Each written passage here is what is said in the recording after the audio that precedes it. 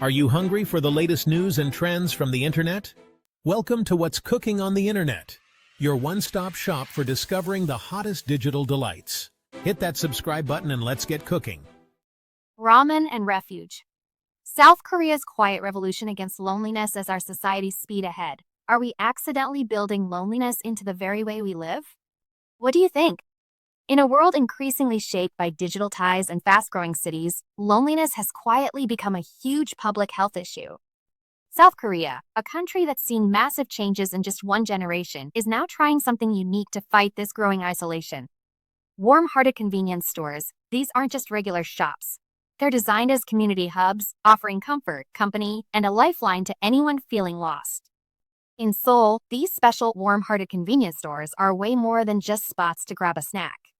They're actual community centers by giving out simple comforts like free instant ramen and a friendly space, plus access to social workers.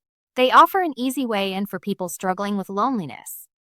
It's like they're saying a basic need, like a warm meal, can open the door to real social connection and support, building a sense of belonging that goes beyond just buying something. The huge demand for these stores, way more than anyone expected, really shows a deep, often hidden need in society. What's especially surprising is how many young adults, a group we usually think of as super connected online, are actually looking for these physical places. This hints that even though digital chats are everywhere, they might not always satisfy our human need for real, in-person connection. It also proves that isolation isn't just an older person's problem.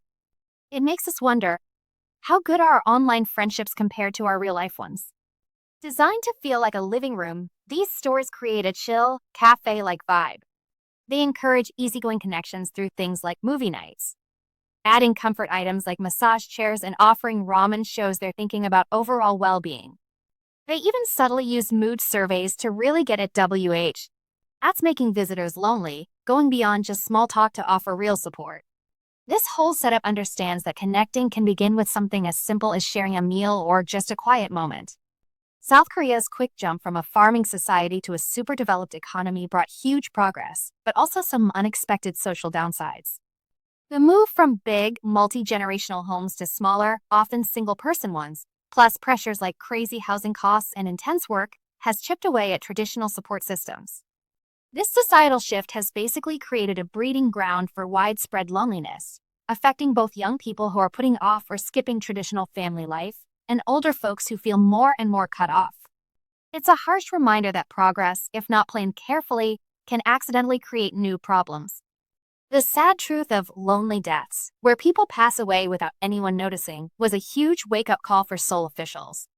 This grim sign, along with similar efforts in places like the UK and Japan where social withdrawal, or hikikomori, is a known issue, really drives home that loneliness is a worldwide public health problem, not just someone's personal fault.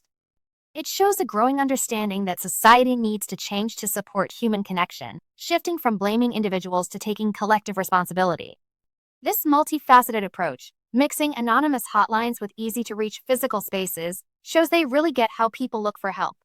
It's especially smart that young people often prefer hotlines because of perceived power dynamics with family or friends that really highlights how complicated modern relationships can be and why neutral, non-judgmental support is so needed.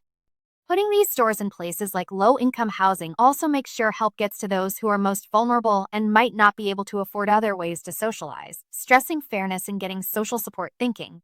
About Seoul's cool new ideas, it makes us wonder about our own part in building connections.